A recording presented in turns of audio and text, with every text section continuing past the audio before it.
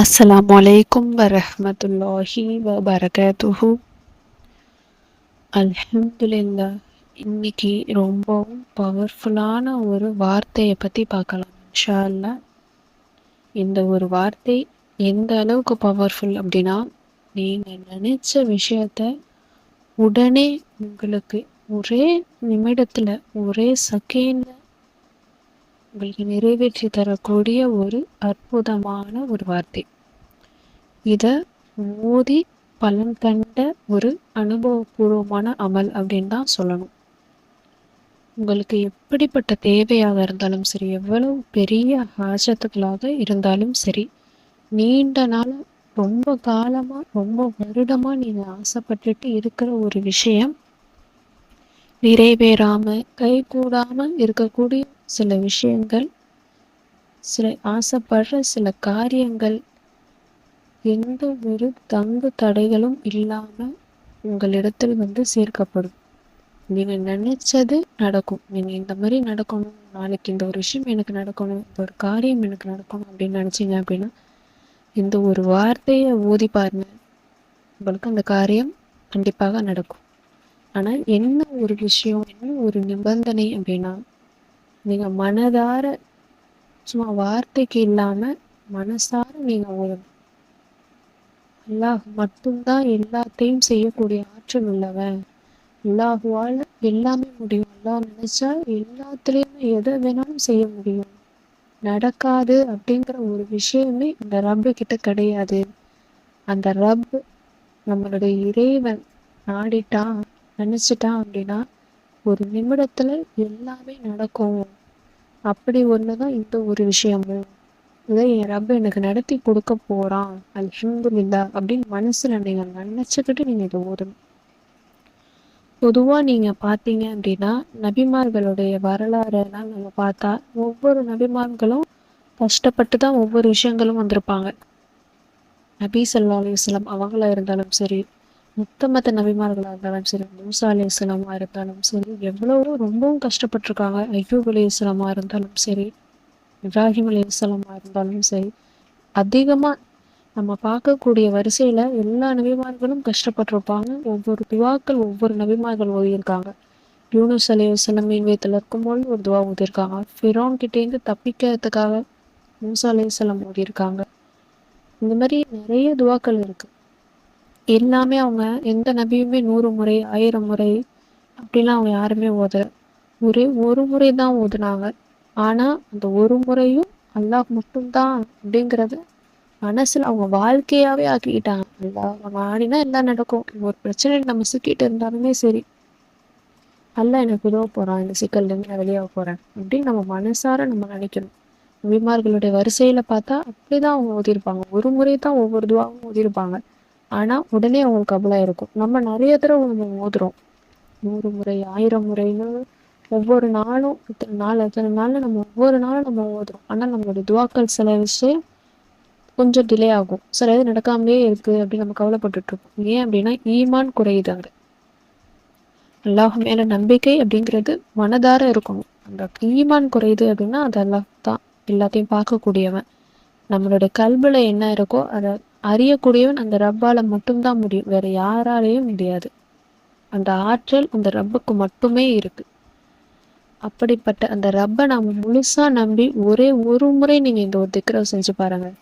உங்களுடைய எந்த தேவையா இருந்தாலும் சரி, உங்ககிட்ட பணமே இல்லை, ஆனா எனக்கு இந்த ஒரு காரியம் நடக்கணும், இந்த விஷயம் எனக்கு நடக்கணும், அதுக்கு பணம் தேவைப்படுது, நான் இப்ப அல்லாஹ்வை நம்பி இருக்கேன் அப்படிங்கிறத மனதார நீங்க நினைச்சு பாருங்க. உங்களுக்கு கண்கூடாவே உங்க கண்ணு முன்னாடியே அல்லாஹ் தாலா உதவுவான். அதை உங்களால உணர முடியும்.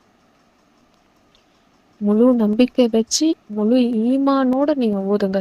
எதை ஓதுறதா இருந்தாலும் சரி, முழு ஈமான் அப்படிங்கிறது மனசுல இருக்கணும். அதே மாதிரி சில விஷயங்களை நம்ம கடைபிடிக்கணும். அல்லாஹுவால கட்டளையிடப்பட்ட சில விஷயங்களை நாம தொடர்ச்சியா கடைபிடிச்சிட்டே வரணும். தொழுகையை நாம கைவிடக்கூடாது. நோன்பை நாம தவறாம நிறைவேற்றணும். நம்மளால முடிஞ்ச அளவுக்கு ஜகாத் அதிகமாக தான் கொடுக்கணும் அப்படிங்கிறது கணக்கு கிடையாது. உங்ககிட்ட 1000 ரூபா இருக்கா, 10 ரூபாவாச்சும் கொடுங்க. ரொம்ப இல்லைனாலும் ஒரு 10 ரூபாவாச்சும் கொடுக்க பாருங்க. நம்மளால முடிஞ்ச அளவுக்கு நம்மகிட்ட கம்மி அதுக்கும் கீழே இருந்தால் அதுக்கு தகுந்த மாதிரி நம்மளால முடிஞ்ச அளவுக்கு ஒரு ஜக்காத்து கொடுத்து பாருங்களேன். அல்லாஹ் தாலா நீங்கள் கொடுத்ததை கட்டியும் அதிகமாகவே டபுள் மடங்கு கூட கிடையாது, அதிகமாகவே அல்லாஹ் தாலா கொடுப்போம். கொடுத்துட்டா குறைஞ்சிருமோ, எடுத்துட்டா குறைஞ்சிருமோ அப்படின்னு நம்ம நினச்சிட்டே இருந்தோம்னா அந்த பயத்தோடயே தான் நம்ம வாழ்நாள் ஃபுல்லாக ஓடிக்கிட்டே இருப்போம். எடுத்தா குறைஞ்சிரும் அப்படிங்கிற அந்த பயத்தோடயே தான் நம்ம வாழ்க்கை ஓடும்.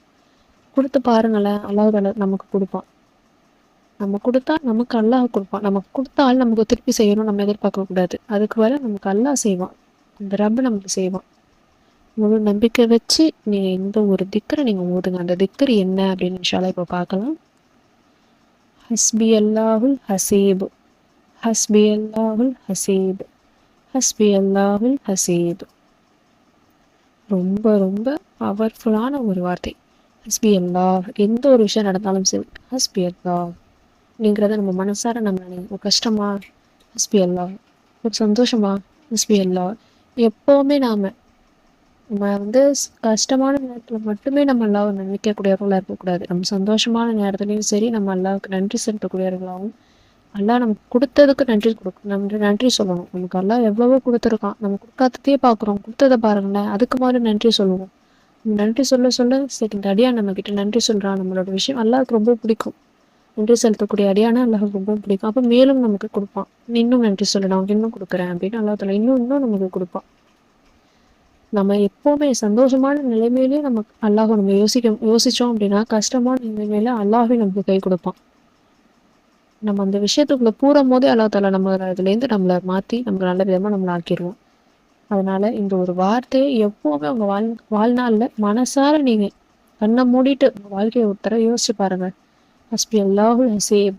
அல்லாஹ், இந்த பிரச்சனையில் நான் இருக்கேன், இந்த கஷ்டத்துல நான் இருக்கேன், எனக்கு இந்த ஒரு தேவை இருக்கு, இந்த தேவையை எனக்கு நிறைவேற்றிட்டா யாராப்பே, எனக்கு இது ரொம்பவும் பிடிச்சிருக்கு, எனக்கு இது கொடு, எனக்கு வேணும், நீ தான் கொடுக்கணும் அப்படின்னு அல்லாஹ்கிட்ட நம்ம உரிமையாக கேட்கணும். அல்லாஹ்கிட்ட நம்ம ரொம்ப நெருங்கி நான் ஏன் இதை எதிர்பார்க்குறேன்னு தெரியுமா, நான் எனக்கு ஏன் இந்த விஷயம் வேணும்னு நினைக்கிறேன்னு தெரியுமா, இந்த கஷ்டத்தில் எவ்வளோ கஷ்டப்படுறேன்னு தெரியுமா, இந்த பிரச்சனையில் சிக்கிட்டு நான் எவ்வளோ கஷ்டப்படுறேன்னு தெரியுமா அப்படின்னு நம்ம அல்லாஹ்கிட்ட நம்ம ஓப்பனாக பேசணும். எல்லா விஷயத்தையும் அல்லாஹ்வுக்கு நன்கு அறியக்கூடியவன் இருந்தாலும் நம்ம அல்லாஹ்கிட்ட நெருங்கி நம்ம அல்லாஹ்கிட்ட ரொம்ப க்ளோஸாக நம்ம பேசணும். அல்லாஹ், நீ எனக்கு இதை செஞ்சு கொடு, நீ தானே முடியும், உன்னை தாண்டி வேறு யாரால முடியும், நீ தானே எனக்கு இந்த ஒரு விஷயத்த செஞ்ச, இது நீயே எனக்கு இதை சரி பண்ணி கொடு அப்படின்னு நம்ம அல்லாஹ்கிட்ட நாம ரொம்ப நம்ம உரிமையோட என்னுடைய ரப்பு அப்படிங்கிற உரிமையோட நீங்க கேட்டு பாருங்களேன். கண்டிப்பா அல்லாஹ் தஆலா அவங்களுக்கு பதில் கொடுப்பான். ஏன்னா நபிமார்களுடைய வரலாறை பார்த்தா நபிமார்கள் எல்லாருமே இந்த ஒரு நம்பிக்கையை இழக்கவே இல்லை. ஒரு பர்சன்டேஜ் கூட அவங்க இழந்தது கிடையாது. நம்பிக்கையோடு அவங்க இருப்பாங்க. அவ்வளோ நெருக்கத்தில் ரொம்ப கஷ்டமான சூழ்நிலையில் எதிரிகள் ரொம்பவும் சூழ்ந்து இருக்கக்கூடிய நேரத்தில் நபி ஸல்லல்லாஹு அலைஹி வஸல்லம் அவங்க கூட நபி தோழர் அபூபக்கர் சித்திக் ரலியல்லாஹு அன்ஹு அவங்க ஒளிஞ்சுக்கிட்டு இருந்தாங்க. குனிஞ்சு பார்த்தா இவங்க 2 பேரும் மாட்டிப்பாங்க. எதிரிகள் குனிஞ்சு பார்த்தாங்கன்னாலே போய் மாட்டிப்பாங்க. அந்த அளவுக்கு ஒரு நெருக்கமான நிலையில இருந்தாங்க. அப்போ கூட அவங்க நம்பிக்கை இழக்கல. அல்லாஹ் நமக்கு உதவுவான், கவலைப்படாதீங்க அப்படின்னாங்க. அதே மாதிரி அல்லாஹ் தஆலா சிலந்தையை கொண்டு மறைக்க வச்சான். அல்லாஹ் ஏதோ ஒரு வகையில நமக்கு உதவிடுவான், நம்மளை அந்த ஒரு விஷயத்துல நம்மளை காப்பாத்திடுவான். ஆனா நம்ம சும்மா வார்த்தைக்காக சொல்லக்கூடாது, மனசார நம்ம சொல்லணும். அதுலதான் நமக்கு இருக்கு. அந்த கல்பு தான் நமக்கு முக்கியம். வாய் வார்த்தை நமக்கு என்னைக்குமே முக்கியம் கிடையாது, கல்பு தான் முக்கியம். அந்த கல்பை நம்ம அல்லாஹ்வுக்கு நெருக்கமா ஆக்கி கொள்ளணும். அதுக்கு என்னென்னலாம் செய்ய முடியுமோ அது எல்லாமே நம்ம செய்யலாம். இந்த வாழ்க்கை உண்மை வாழ்க்கை மட்டும் இல்ல, மறுமை வாழ்க்கையுமே வெளிச்சமாக்கி தரக்கூடிய ஒரு அற்புதமான ஒரு அமல் இது. மனசார கண்ணை மூடிக்கிட்டு நீங்க சொல்லி பாருங்க. ஒரு முறை நீங்க மனசார நீங்க ஓதி பாருங்களேன், உங்களுக்கே நீங்க கைவிட மாட்டீங்க. எந்த நிலைமையா இருந்தாலும் சரி டக்குன்னு உங்களுக்கு தான் யோசிக்க தோணும். இந்த வீடியோ மற்றவங்களுக்கும் ஷேர் பண்ணுங்க. இதை கொண்டு அவங்க பயன்பெற்றாங்க அப்படின்னா அல்லாஹ் தஆலா நமக்கு அந்த கூலியை நமக்கும் சேர்த்து அளிப்பான் இன்ஷா அல்லாஹ். உங்களுடைய நம்பிக்கை வச்சு ஓதி பாருங்க. இந்த வீடியோ உங்களுக்கு பிடிச்சிருந்துச்சு அப்படின்னா லைக் பண்ணி ஷேர் பண்ணி சப்ஸ்கிரைப் பண்ணுங்க. அடுத்த வீடியோவில் பார்க்கலாம் இன்ஷா அல்லாஹ். அஸ்ஸலாமு அலைக்கும் வரஹ்மத்துல்லாஹி வபரகாத்துஹு.